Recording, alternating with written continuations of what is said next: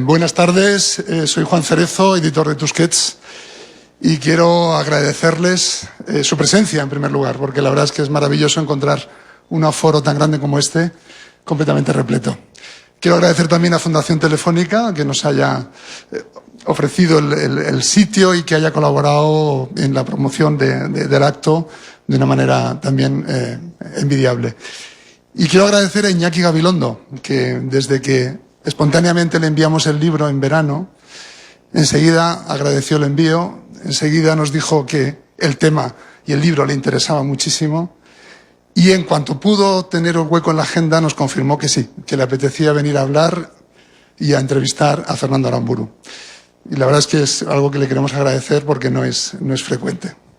También quiero agradecer a Fernando, pero esto ya es algo que va en mi labor de editor, que nos haya regalado un libro tan maravilloso, tan espectacular, tan extraordinario como este que nos ha traído y nos reúne todos aquí.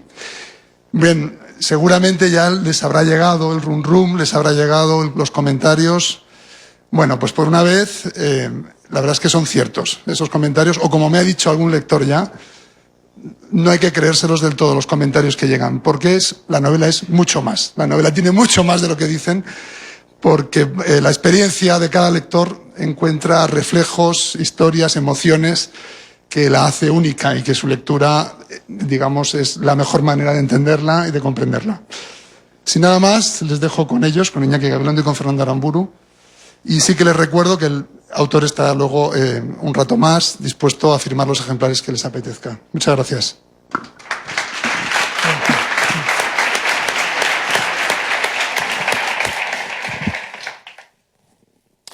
Bueno, yo soy el que está agradecido porque me mandaron el libro en Tusquets y porque me invitaron a participar aquí. Yo vengo a escuchar a Fernando, que ha escrito una novela, a mi juicio, conmovedora. Lo dice la promoción y yo, desde luego, no creo que se pueda definir de una manera más precisa lo que pasa con esta novela, a mi juicio. Yo no soy un crítico para nada, soy un gran aficionado a la lectura. El tema es de una importancia tremenda y está metido en el fondo de nuestra vida de forma tan clara que uno no puede evitar sentirse profundamente implicado. Me parece una novela extraordinaria, creo que es una novela importantísima, creo que es una novela que va a quedar claramente y, desde luego, me parece conmovedora. Bueno, como los libros son para ser leídos, este acto no sustituye a la lectura del libro. Al contrario, lo que pretendería sea excitar la búsqueda del libro para su lectura. Bueno, Fernando, buenas tardes. Buenas tardes. Y puestos a agradecer, no puedo menos que agradecer que me acompañes en esta conversación. Y también quiero agradecer la presencia de un numeroso público. Me parece muy bonito que el ejercicio de la palabra literaria convoque a la gente y voy a hacer un esfuerzo por olvidar, por perder de vista la tormenta de elogios que me ha caído encima y que me pone en una situación un tanto complicada en el sentido de que no voy a estar a la altura de dichos elogios. Y dicho esto, pues si te parece bien, Iñaki, estoy a disposición de los temas que me lances. Bueno, lo primero que quisiera preguntarte es que me expliques el título. Supongo que no es muy difícil de deducir por qué se titula Patria, esta novela, pero yo quisiera escuchar tu explicación. ¿Por qué se titula Patria? Obviamente es la patria vasca, que desgraciadamente no es solo un espacio geográfico, sino que para muchos es eso, pero sacralizado, convertido en mitología, convertido en algo que es muy peligroso en las sociedades, que es una misión. Misión que cada vez que se pone en marcha genera dolor, genera víctimas. Misión que consiste en llevar mentalmente, incluso bíblicamente, a una masa de personas de un punto A un horizonte B que se supone que es la perfección, que se supone que es el paraíso. Y un ciudadano que haya vivido en el País Vasco, lo quiera o no, está en relación con esta sacralización del espacio. ya sea porque participe activamente en esta ensoñación o porque le afecte. Y esto quiere decir que los ciudadanos de mi tierra natal llevan décadas sometidos a un filtro con unos orificios por los cuales solo pasan los puros, los genuinos, los que, vamos a decir, armonizan con el paisaje, con ese paisaje sacralizado, sentimentalizado. El resto estorba, ya sea por su procedencia natal o porque no comulga con determinadas ideas. Y estos que no atraviesan el filtro, de alguna manera hay que eliminarlos, o suprimirlos, o quitarlos de la patria, quitarlos del paisaje. Y esto se hace, como hemos visto, en distintas graduaciones. La peor de todas es el asesinato, que es una forma extrema de eliminación, pero hay otras, como la expulsión de la comunidad, haciendo que alguien se vaya del pueblo o de la ciudad o incluso de la región, o sometiéndolo al silencio o marginándolo, ¿no? Entonces, esto genera naturalmente una situación de terror o de miedo colectivo que determina de una manera directa y evidente las conductas de los ciudadanos. El libro no es un alegato. La respuesta del autor ahora mismo nos recuerda la posición que el autor nunca ha ocultado y que en sus obras Los peces de la amargura o Los años lentos quedó muy claramente manifiesta. Este libro no es un libro equidistante, las víctimas están claramente identificadas como las víctimas, los culpables también parecen quedar claros, pero es una novela en la cual el autor, a mí me parece con una gigantesca limpieza intelectual, se sitúa en medio del drama para recoger todas las voces. Estoy seguro de que como todo el mundo se va a acercar a este libro con la mochila de los prejuicios puestos, en algunos casos con unos prejuicios profundamente marcados, vas a tener que enfrentarte posiblemente a eso, a esa lucha de prejuicios. Y por eso creo que la primera cosa sería, a mi juicio, que nos explicaras si acierto al decir que aunque tienes muy claras las posiciones y quedan claras, el libro no es un alegato, es un documento, un gigantesco fresco de realidades humanas que están palpitando de manera muy caliente de las voces, de todas las voces. Y en todo caso, si es un alegato, lo sería contra el dolor, es decir, contra el dolor inferido por unos seres humanos contra otros, y me da igual por qué razones, porque a mí no me parece que el dolor se pueda justificar de ninguna manera. Lo que yo he pretendido ha sido hacer un dibujo general en el que estuvieran todos los actores. Esto encarnado, en un elenco limitado de personajes, en 9 protagonistas en concreto. Es evidente que no hay víctimas si no hay agresores. Y yo he querido introducir a unos y otros, pero no reducidos a unos recipientes llenos de ideas o de tesis. A mí lo que me interesa no es eso exactamente. Lo que me interesa es la condición humana.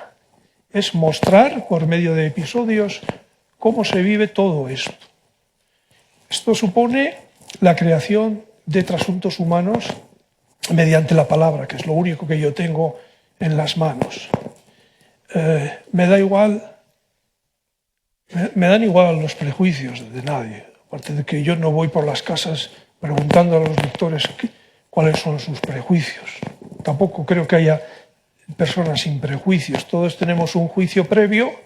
Claro que si uno es honrado consigo mismo, al llegar a un determinado momento de la novela, pudiera ser que sintiera cuestionado un prejuicio. En este caso, la novela sería útil para esa persona en el sentido de que le da una perspectiva completadora de su prejuicio. Pero esto es una cuestión que a mí no me compete, puesto que yo no estoy presente cuando la gente lee, ¿no? Incluso, de hecho, no digo que como el tema que ocupa ha estado en el centro del drama formidable de Euskadi y de toda España, no puede uno colocar este tema sobre el lago sin que sea una piedra que inmediatamente desencadene muchas cosas, y por eso quería que quedar claro que es una novela de comportamiento humano, de drama humano, de convivencias humanas, que además parte de los hechos con los que se encuentra. Es decir, Fernando no nos explica las razones por las que las gentes están en la situación en las que están. Nos las encontramos en las situaciones en las que están.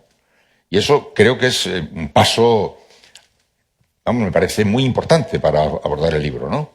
De hecho, el libro se ha publicado sin una dedicatoria, sin un prólogo, sin notas al pie de página. Yo no he querido intervenir desde fuera del texto para nada. Lo único que incluye es un glosario al final de la novela con una lista de palabras de la lengua vasca para ayudar al posible lector que no domine la lengua y facilitarle la lectura en algunos momentos, ¿no? Por otro lado, el uso de palabras en euskera está muy dosificado. ¿De acuerdo? Sí, sí. Y luego, técnicamente, aunque ahora vamos a entrar ya técnicamente me parece también una aportación extraordinaria. Me ha resultado deslumbrante el juego de posiciones que adopta el autor. Aquí está el narrador, en otro momento la voz pasa casi en el mismo párrafo a ser la voz de alguien que está enfrente y alguien que está en otro. Ahí el filólogo de pronto se exhibe, me da a mí la impresión.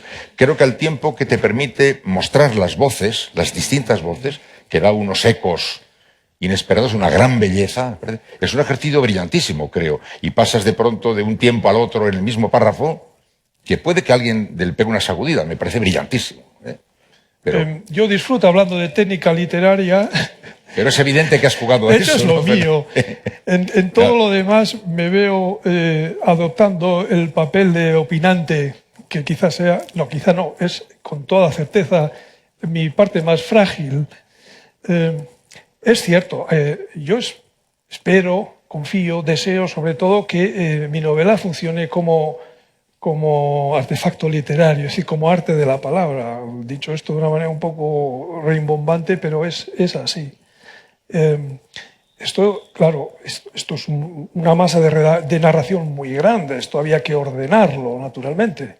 Yo necesito narradores que me cuenten una cantidad bastante vasta, con V, de episodios. Entonces ideé, 9 protagonistas y decidí que también intervinieran, que se repartieran entre ellos la narración, que aportasen su punto de vista. De hecho, el episodio del asesinato está narrado 9 veces, pero desde 9 puntos de vista distintos. Es decir, y no expresados consecutivamente. Esto es que en algún momento de la novela el lector percibe cómo se entera cada uno de los 9 protagonistas, incluida la víctima, de ese suceso. ¿De acuerdo? Aparte de esto hay un narrador externo y hay un recurso que se me ocurrió con la novela anterior, que era de tipo jocoso, y es hacer que el texto sepa que está narrando. Es decir, que el texto, como si fuera personalizado, interviene también en la narración.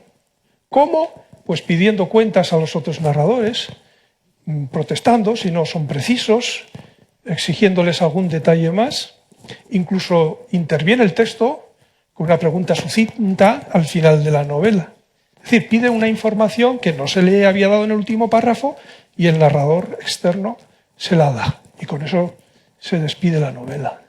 Pero quería decir, por si acaso, para quienes no estén en contacto con la novela, que esto que acabamos de comentar en este momento no les anuncia a ustedes un libro de alta complejidad técnica en la lectura, como si estuviéramos haciendo una invitación a viajar con Ulises de Joyce.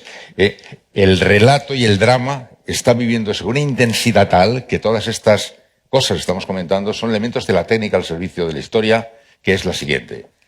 Además, la técnica no debería notarse. Claro, no sería notar. Yo he hecho mal en él. Sí, el texto debe ser capaz de suscitar la película en la cabeza del lector, aunque, sobre todo los que nos dedicamos a la literatura, somos incapaces de leer los libros sin controlar cómo el compañero puntúa o si empieza bien o si... De hecho, yo no sé si mis compañeros de letras son como yo, pero yo soy un lector muy malo de novelas porque soy incapaz de creérmelas. enseguida me pongo a diseccionarlas y así no se puede disfrutar. De todos modos, en alguna ocasión he tenido contacto con cineastas y eran iguales, juzgaban las películas de los compañeros conforme al encuadre y todo esto. O sea, y esto es lo que el lector no debiera percibir. Entonces, es cierto que todo el mecanismo literario está articulado de tal manera que el lector, el texto fluya con cierta ligereza ante la vista de los lectores. Y es cierto que como el libro tiene una densidad emotiva muy fuerte, yo quiero que lo entienda el mayor número posible de personas. Entonces, he evitado un vocabulario selecto, al que a veces tiendo, la sintaxis es relativamente sencilla. Pues por eso quiero decir que yo ya he señalado la proeza técnica, pero inmediatamente después ya he dicho que no vayan ustedes a creerse que la proeza técnica les va a obligar a hacer cavilaciones muy extraordinarias, porque se van a sentir muy directamente atrapados por la historia que decía. Nos sitúa en un pequeño pueblo próximo a San Sebastián, digamos, próximo a Rentería, Guipúzcoa. Y nos encontramos con dos familias y sobre todo con dos mujeres, dos madres de familia, que representan los dos polos del drama que se nos va a contar. Una familia que está en el lado de la izquierda versale, el hijo de la familia es miembro de ETA, y la otra familia, que es una familia en la que el padre de familia ha sido asesinado por ETA. Las dos mujeres son amigas, muy amigas, amigas de las de ir a merendar, amigas de que quisieron ser monjas cuando éramos pequeños, y que, sin embargo, por la historia, representan los dos polos de un drama tremendo. Las dos mujeres son la clave, ¿no, Fernando? Digamos, las columnas fundamentales. Estas mujeres, incluyendo las dos hijas, sí, que son de Traca, se asemejan mucho a mujeres que yo he tenido cerca en mi infancia y en mi adolescencia. Son mujeres fuertes, o como decimos los vascos, fuertes, fuertes. Nosotros repetimos el adjetivo en lugar de usar el superlativo, y cuantas más veces se repite el adjetivo, más se intensifica la calificación, ¿no? Y efectivamente, de hecho, si se suprimieran a las cuatro protagonistas, esta novela no se sostiene para nada, ¿no? Ellas son las gobernantes de la casa y tienen un carácter fuerte.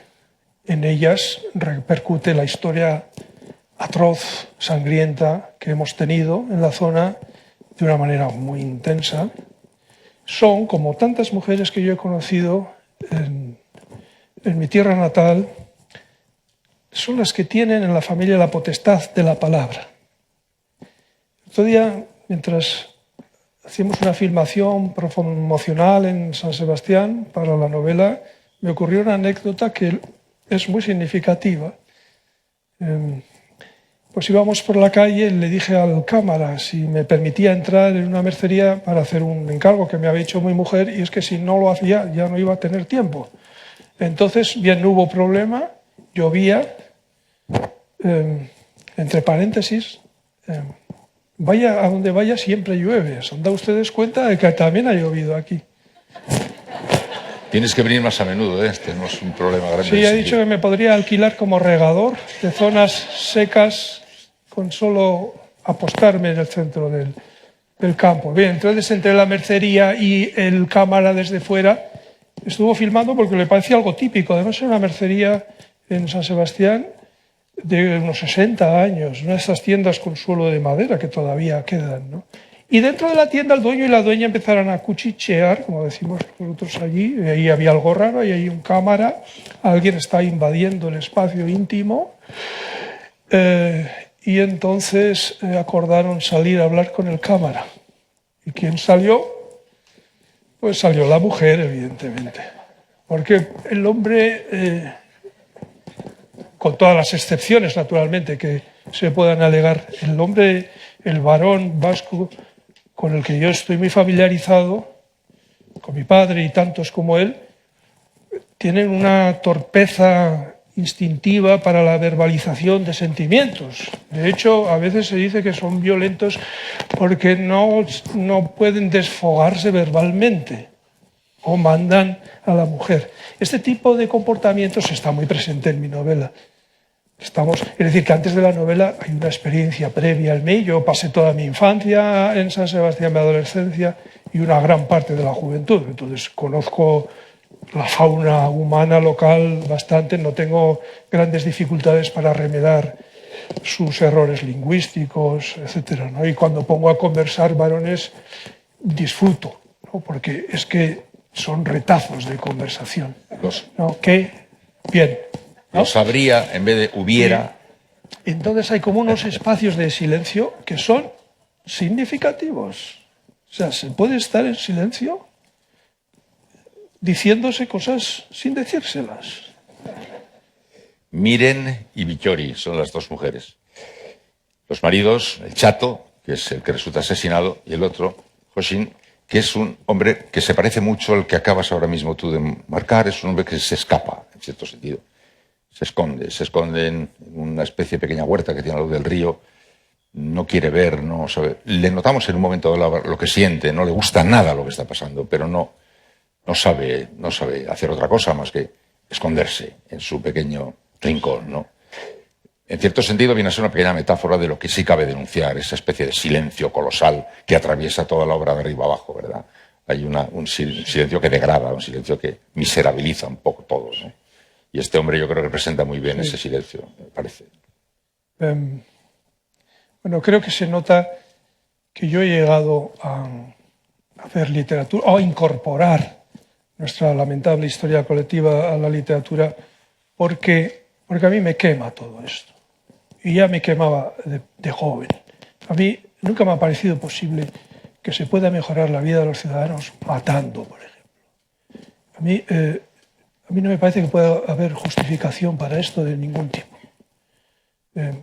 Vivo en Alemania, tengo una perspectiva tal vez un poco distinta. Siempre me han llamado la atención los comportamientos, sobre todo los comportamientos. La repercusión de tantos hechos atroces en la población. He percibido mucho silencio. Por otro lado, el hecho de residir en Alemania me ha acercado a la historia de este país, donde también se cometieron atrocidades y donde los comportamientos eran parecidos.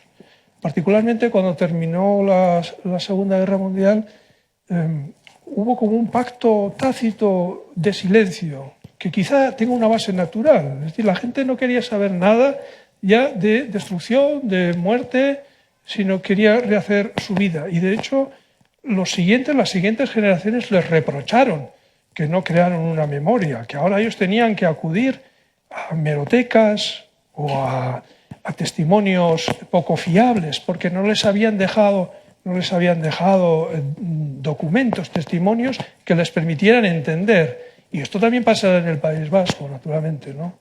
Lo que pasó ya no existe.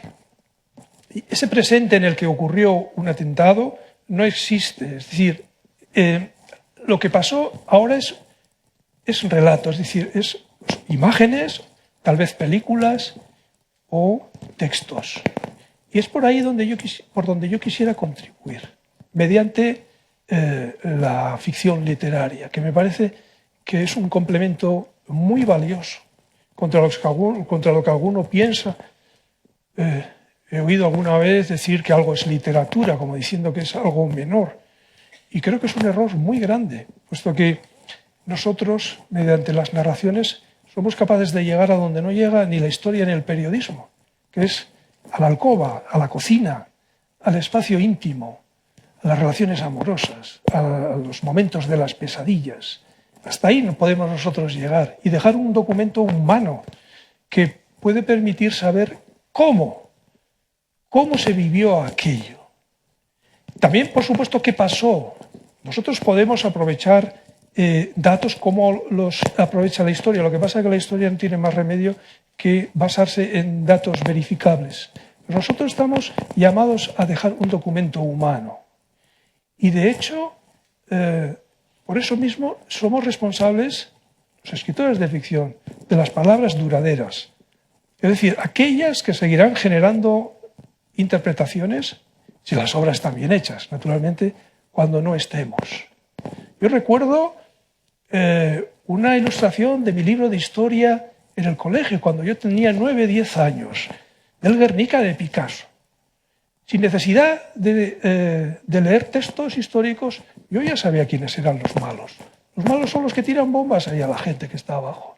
Y el hecho estético es la gran carta que algunos, por solidaridad y por empatía con las víctimas, podemos jugar en favor de su dignidad y del recuerdo. Porque el hecho estético no es rebatible.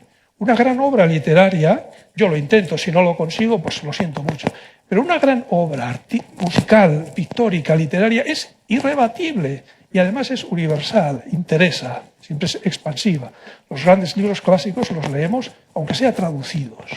El libro de historia tiene una función muy importante, pero tiene un recorrido, un eco que es, a mi juicio, menor, aunque esté bien hecho, porque está limitado a los datos y, evidentemente, a la interpretación y ordenamiento de los datos. Y yo juego, como he dicho, por solidaridad y porque me considero víctima, juego esta carta que he dicho. Digo que me considero víctima aunque hayan matado a personas que no formaban parte de mi familia ni las conociera personalmente, pero me he sentido agredido. De hecho, ha muerto en atentados de ETA mucha gente por casualidad, porque pasaban por allí. A veces cuando algún político nuestro da unos brochazos de pintura blanca a la historia de ETA, me parece que no se da cuenta de que podía haber también sido víctima. ¿No? Podía haber, no sé, o uno de sus hijos podría haber muerto de atentado. ETA ha matado a 23 niños. ¿Vamos? Y cuando se dice que sus finalidades eran políticas, entonces no queda más remedio que reconocer que todo era político. Por ejemplo, el hecho de meter clavos en un artefacto. Eso también era político. Y las consecuencias de los actos entonces también eran políticas. Entonces, ¿qué política es aquella que lleva a matar a 800 y pico personas? En este fresco que decimos, Fernando nos muestra muchas cosas en capítulos cortos y muy certeros. También la atmósfera opresiva, la atmósfera que conduce a la gente inevitablemente a una determinada mirada casi sin escape. Uno de los hijos dice: me tengo que marchar porque no puedo eludir la presión que me rodea. Pero también aparece la tortura. También aparece la tortura. Y bastante manifiesta y claramente expresada. Están prácticamente colocadas todos los argumentos de la historia. Y cuenta lo que pasa y cuenta lo que queda y cómo quedan los que han pasado por donde pasan, porque los hijos de esa familia son extremadamente interesantes a su vez, dignos de ser leídos con muchísima atención. Xavier, médico, se escapa de la felicidad. No sé si es Nerea, creo que se llama, se escapa a Zaragoza y no quiere volver. El otro, Gorka, se escapa de su homosexualidad también y se escapa a otro sitio. Es decir, hay unas repercusiones tremendas en todo el entorno. Es como si fuera una bomba racimo que produce un efecto dispersor, ¿verdad? Salen todos de estampida, en cierto sentido, y eso me parece muy brillante en el libro. Todos, ¿verdad?, quedan descolocados. Bueno, uno porque muere y los demás, en cierto sentido, están todos perdidos. Menos una persona que es espectacular en mi juicio. Se llama Arantxa. Arantxa es un personaje, no sé hasta qué grado o punto quieres señalarlo o estás de acuerdo con lo que yo digo. Arantxa, de repente, en ese mapa humano, destaca por un montón de cosas. Es luminosa ese personaje, me parece a mí. Confieso que todos los personajes que hay ahí era mi favorito. Y esto se revelaba porque cada vez que le tocaba a ella interpretar una secuencia, que por regla general era de 3 capítulos, excepcionalmente de 4, me apetecía escribir sobre ella. Entraba en un terreno en el que me parecía que yo estaba ahí mostrando un núcleo humano de un personaje que tenía muchas facetas y que además, con todo el problema físico que tiene y toda la desgracia personal que lleva encima, es el elemento cohesionador. Es ella, con todas sus limitaciones verbales y de movimientos, y con su carácter de hierro, la que obliga a su dura madre a cambiar, a humanizarse poco a poco, a aceptar pequeñas parcelas de humanidad. Hace unos años la Clínica Universidad de Navarra me invitó a contar por escrito el caso de un paciente dentro de una serie en la que participaron antes de mí otros escritores y después otros.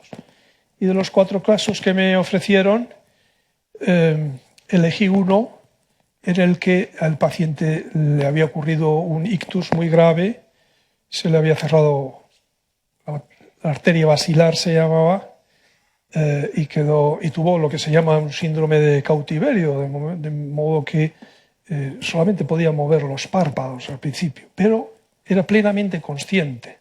Y entonces, para escribir esta historia, me desplacé a Pamplona y hablé con el neurólogo y con las fisioterapeutas, la logopeda y también con él, se llamaba Pachi, que estaba en silla de ruedas y, bueno, hacía 4 años que le había ocurrido ese grave percance en su salud.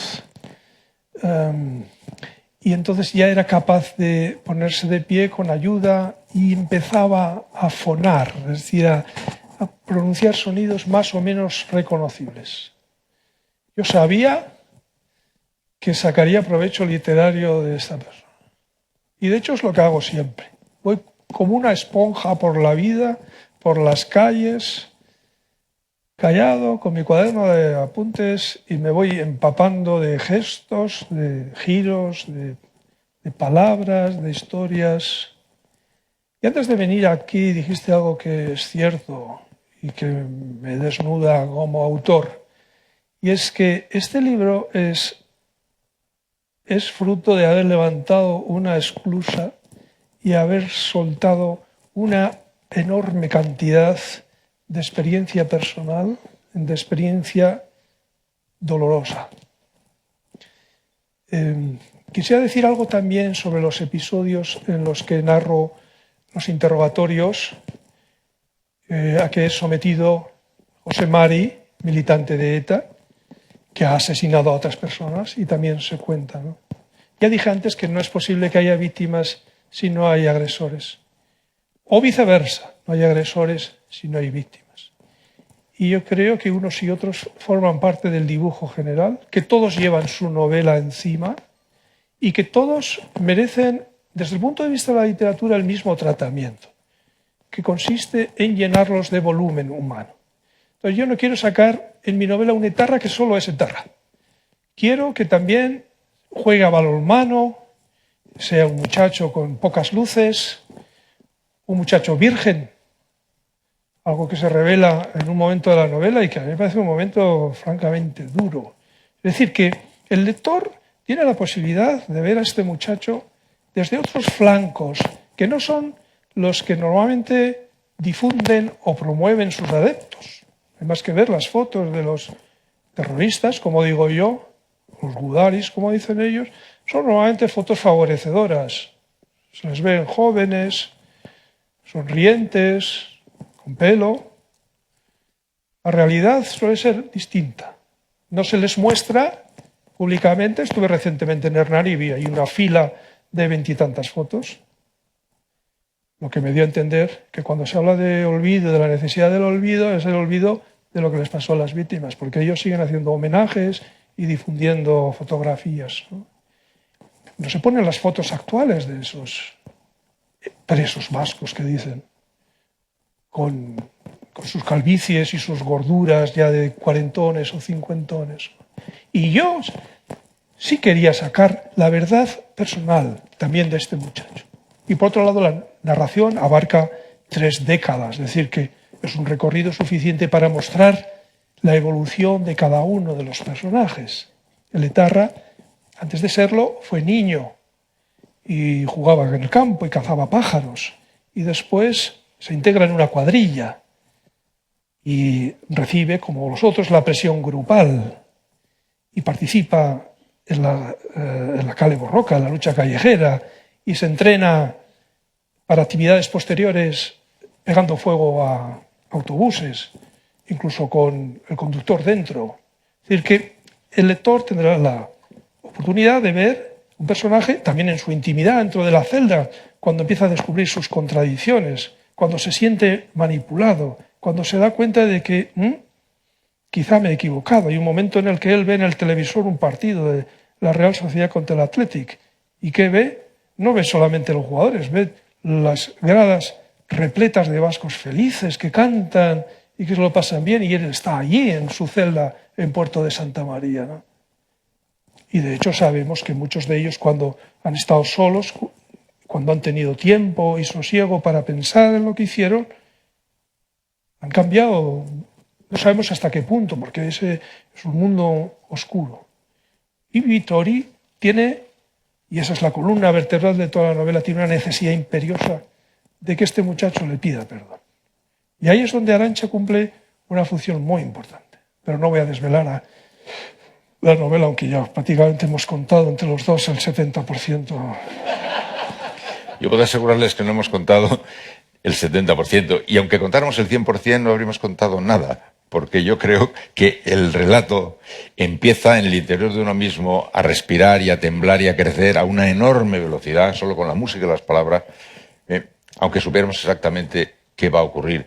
Son de una violencia tal, por ejemplo, la transformación de la madre Nerea, que era amiga de Vittori desde toda la vida y que de pronto, dice el autor, en el paso del café que tomaron en la avenida al chocolate con churros que tomaron en el boulevard, pasó de ser una cosa a ser la siguiente, en un acto de conversión, entregándose de una manera tan incondicional a la causa de su hijo, patológicamente incondicional y de manera fulminante. O sea, yo creo que es una de las pruebas de lo inexplicable de prácticamente todo. Yo tengo la impresión de que hemos vivido una alucinación. Poco antes de empezar, cuando decía, me parece, Fernando, que has querido, tenías dentro, te estaba quemando el alma esto, ¿no? Y yo creo que todos los vascos de una cierta generación nos quema el alma con esto. Y de repente, ¡bras!, el botón. Hay tanto de inexplicable. A mí, en lo inexplicable que se da en la conversión de la madre, yo encuentro una verdad profundísima. Alguien dirá, bueno, ¿cómo un autor nos presenta a una mujer que en el transcurso de un ratito tan pequeño pega este viaje? Eso ha sido todo tan inexplicable, una locura de tal calibre, que creo que está muy bien que sea un paso tan loco como este, porque es que no se entiende muy bien qué le ha pasado del café al otro. Y sin embargo tampoco hace falta entenderse, también se entiende, ¿no? Es muy fuerte. Yo no creo que le importe al autor que se diga que la novela no nos ofrece solamente un fresco terrible y dramático, sino que viaja hacia la esperanza con enorme claridad y de manera manifiesta. O sea, la obra va buscando salida de luz, y la busca, creo, ¿no? Y la encuentra, me parece. Bueno, tiene un final sobre el que me preguntan mucho, Sí, Mónica, pero si lo revelo ya es el 100% de la trama. Pero que efectivamente es lo primero que se me ocurrió. Se me ocurrió la escena final, lo primero, hasta el punto de que toda la novela es un prefacio de las últimas 5 o 6 líneas. Y ese final es interpretable posiblemente de distintas maneras. Pero si se interpretara en el sentido de cierta esperanza, ¿no? Tal vez no de una esperanza ingenua o precipitada, yo me mostraría de acuerdo. Una vez, durante la presentación de Los peces de la amargura con Maite Pagaza, que me acompañará dentro de poco también en la presentación de esta novela, al terminar me riñó un poco. Me riñó un poco porque no había hablado de la esperanza. ¿Que no has hablado de la esperanza? No hablé entonces, no di motivos de esperanza. Fui demasiado sombrío, demasiado pesimista. En otra ocasión participé en una cena, por cierto, participé en un acto de COVID que introduce un tramo un poco jocoso en el libro, porque en realidad soy yo el escritor que hizo unas tonterías ahí en público y es visto por un personaje, ¿no? Y a continuación pues hubo una cena pues con varias víctimas del terrorismo, un juez y yo. Y fue otra lección como la que me dio Maite Pagaza. Es decir, yo no tenía la costumbre de conversar con víctimas del terrorismo. Es algo que he hecho. En lugar de hablar de ellas, siempre, si he podido, me he acercado y he hablado con ellas y no de ellas. Y a mí me llamaba la atención las risas que sostenían. Recuerdo que usaban o se referían al muerto que habían tenido en su familia como referencia cronológica de hechos que contaban, ¿no? Por ejemplo, decía, cuando mataron a mi padre, y a continuación contaban algo que no tenía que ver con ese hecho, ¿no? Es decir, que efectivamente hay un antes y hay un después, ¿no? Pero esto no evitaba la risa. Y finalmente comprendí la lección hace no mucho en unas jornadas de escritores a la que acudió una chica y mujer argentina. Entonces, estas jornadas permitieron pues, la típica convivencia de escritores de 2 o 3 días. Y a mí me llamó mucho la atención que esa chica tenía una risa muy rápida y como una alegría. Y fuera cual fuese el tema que se tratara, aportaba algún elemento jocoso o ironía, ¿no? Hasta que asistí a su intervención. Y resulta que era hija de unos asesinados durante la dictadura militar y a ella la habían adoptado forzosamente por una familia que nunca le reveló que era una hija adoptada hasta que al llegar a la edad adulta y por no sé qué casualidad, lo cuenta en un libro, descubrió toda su historia, ¿no? Y yo le pregunté delante de la gente y tuve que tragar un poco de saliva porque me emocionaba mucho, ¿cómo era posible que después de lo que le habían hecho tuviera ese talante alegre, optimista, dicharachero? Y me dijo que le habían quitado todo, le habían quitado la familia, le habían quitado su identidad, pero a mí, me dijo, a mí no me han quitado la alegría. Y entonces eso para mí fue una lección de vida. Es decir, que esa persona había conseguido que no la vaciasen por completo, ¿no? Y digo esto porque, de una manera deliberada, la escena final es positiva. Es positiva. ¿Hasta qué punto? No lo sé. Pero lo último que el lector de mi novela lee es una lucecita. Luego el lector ya la interpretará a su manera. Bueno, yo te voy a decir lo que a mí personalmente me ha pasado. Yo ya sé que no es lo que importa aquí, pero como lector, como donostiarra, como guipuzcoano, como persona que es casi contemporánea a ETA, es decir, los de ETA son de mi edad, o sea, nacieron cuando yo tenía la edad que los que tenían los que empezaron los de ETA. Es decir, ha sido el fracaso más monumental de nuestra generación y son profundamente implicados, ¿no? Al leer el libro se demuestra, desde mi punto de vista, lo largo que va a ser el proceso de cicatrización. Segundo, que eso no obsta para que pueda pronto avanzarse en los caminos de la esperanza. Algunos están a gran velocidad, a mi juicio, demasiada, dando por liquidado todo como si no hubiera pasado nada. Creo que puede ser la ley de la vida intentar hacer esto, porque se ha pasado muy pronto en Euskadi a poder coexistir. Yo creo que lo que falta ahora es poder convivir, que es el siguiente grado después de coexistir, y que me parece que en el libro se comprueba que va a ser un proceso, tiene necesariamente que ser un proceso largo, porque no puede haberse vivido todo eso que ahí se pone sin que nos haya dejado una herida a fuego, pero para mucho tiempo, ¿no? Que por fortuna en Euskadi muy pronto ya ha resuelto el problema de la coexistencia, que es maravillosa noticia, pero que no puede en modo alguno confundirnos respecto a lo que nos va a costar construir una verdadera convivencia, porque aquí hay demasiado drama, o sea, hay un drama de envergadura gigantesca, ¿no? Extraordinaria, es mi punto de vista. Perdonad por la... Sí. No sé si lo compartes, ¿no? Sí, sí lo comparto. Yo creo que la gente de mi generación no es capaz de activar esta convivencia que sería tan hermosa y tan deseable, ¿no?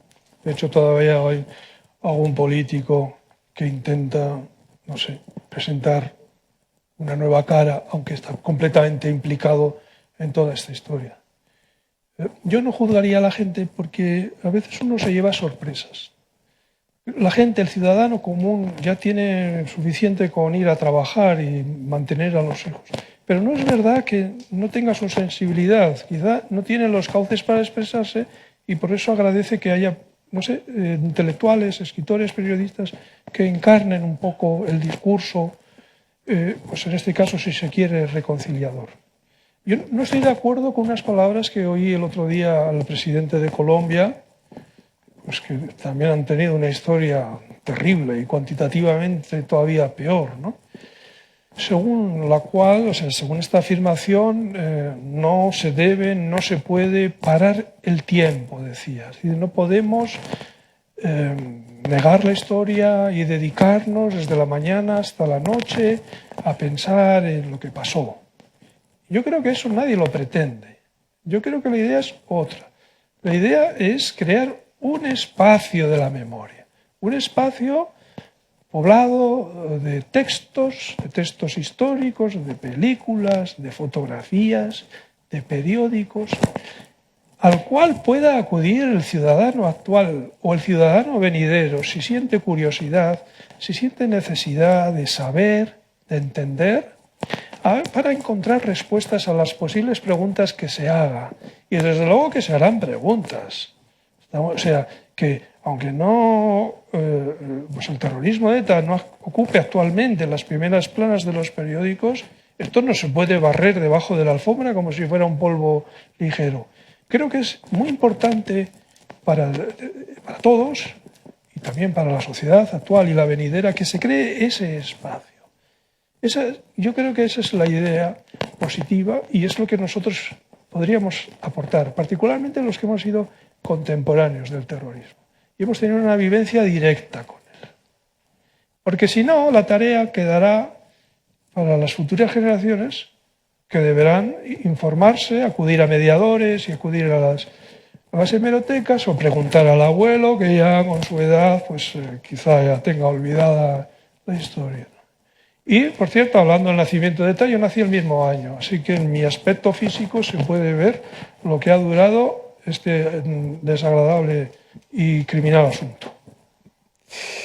Bueno, y creo que, en fin, regresando al libro, todos los personajes han sido citados, los fundamentales al menos, pero falta uno que yo creo que merecería un minutito, ¿no? Que es Don Serapio. De todos los personajes que salen en el libro, el autor nos hace una aproximación, digamos, poliédrica, que nos permite verlos de una... Vamos, el que queda de pena es Don Serapio. Quiero decir, Don Serapio es que es un malo macizo. O sea, un enemigo, un negativo macizo. Bueno, el asesino es un negativo macizo, pero digo, de los elementos circundantes con papel, el que es macizo es Don Serapio.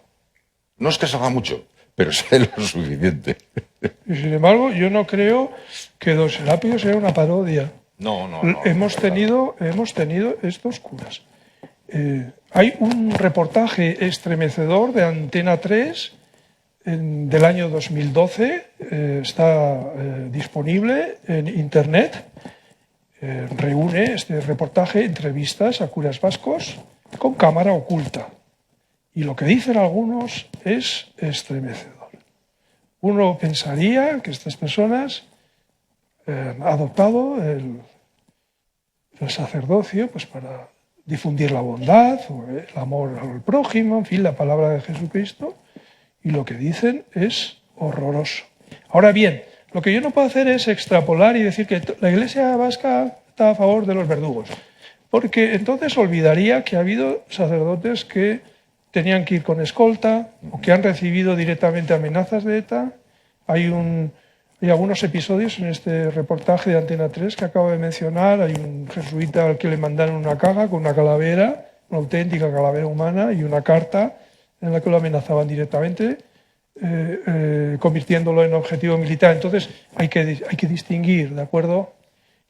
Pero hemos tenido lo que hemos tenido. Hemos tenido curas que recaudaban el impuesto revolucionario. Hemos tenido un obispo que se negaba a abrir la iglesia para hacer un funeral a una víctima de ETA. Esto es público. Entonces, mi cura es un poco de este tipo. Por otro lado, es verdad que los curas de mis novelas suelen hacer un papel poco... airoso. Poco glorioso, vamos a decir. Bueno, me han dicho que no pasáramos de 1 hora. Ya se ha cumplido la hora. Pero el editor sugirió la posibilidad de que el público tal vez tomase la palabra Entonces, para formular algún tipo de preguntas.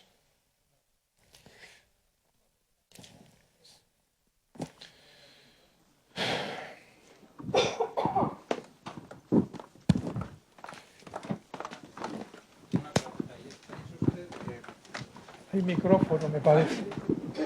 Rafael Estrellato. Ha dicho usted que lo que pasó no existe, pero lo que pasó generó dolor a toda una generación y gente que vivía allí o gente que no ha vivido en el País Vasco. Entonces, ¿qué le diría usted a un futuro lector que le puede apetecer leer el libro, pero que tiene miedo a lo mejor a revivir todo ese dolor con el que hemos crecido y con el que hemos convivido desde siempre prácticamente? Bueno, entiéndame que cuando digo que lo que pasó no existe, quiere decir que no existe el presente en el cual pasó lo que pasó. Quiere decir que la batalla de Waterloo ya no existe. Lo que existe es la conversión del hecho histórico o privado, es igual en texto o en testimonio visual, ¿de acuerdo? Por eso, ya para nosotros mismos, lo que existe es un conjunto de relatos o de testimonios. Claro, hecha esta puntualización, se me ha olvidado la no, ¿qué le puede decir a un lector que, en fin, haya sufrido de una manera muy brutal todos los dramas estos y que, dice, puede no apetecerle volver a meterse en la memoria de lo vivido? Sí, entonces, claro, en mi caso, por medio de la literatura, trato de acercar una realidad o un trasunto de esa realidad al lector actual o al futuro, si la novela sigue vigente dentro de un tiempo, pero no de una manera informativa, porque esa no es mi tarea. Ya dije antes que yo intento hacer una indagación de la condición humana y mostrar, entre otras cosas, cómo repercute la historia colectiva, la historia social en cada uno de los personajes, en mujeres, en varones, en mayores, en niños, cómo evolucionan. Y esto, si está hecho con la suficiente verdad humana, sitúa al lector en la posición de preguntarse ¿cómo habría reaccionado yo? Si yo soy la madre de Setarra, ¿habría hecho lo mismo? Entonces, yo estoy de alguna manera accediendo de una manera estética, por supuesto, pero también emocional en los lectores. Ese ingrediente emocional es decisivo en la literatura. Si la novela no emociona, emocionar no quiere decir mover a lágrimas, sino mover algo en la conciencia del que lee, entonces no ha funcionado.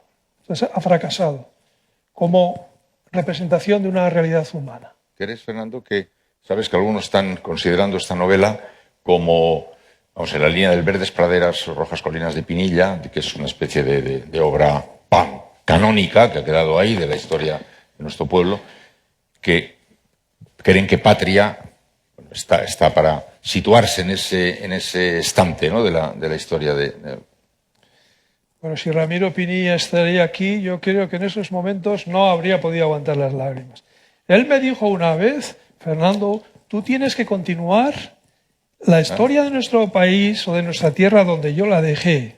Es decir, él llega en Verdes Valles, Colinas Rojas hasta mediados de los 60 y sin llegar a su altura, yo acepté ese relevo, ese bastoncillo de relevo y de hecho mi novela Años Lentos está suscitada por Ramiro Pinilla. Es decir, donde él terminó. Sí, bueno, estas son cosas de escritores, aparte de que yo veía en Ramiro una figura paternal en todos los sentidos. Casualmente nació el mismo año que mi padre. Y tuve una oportuna actuación con respecto a su obra, puesto que llamé la atención del editor sobre esta obra que yo sabía que tenía que ser muy grande en todos los sentidos.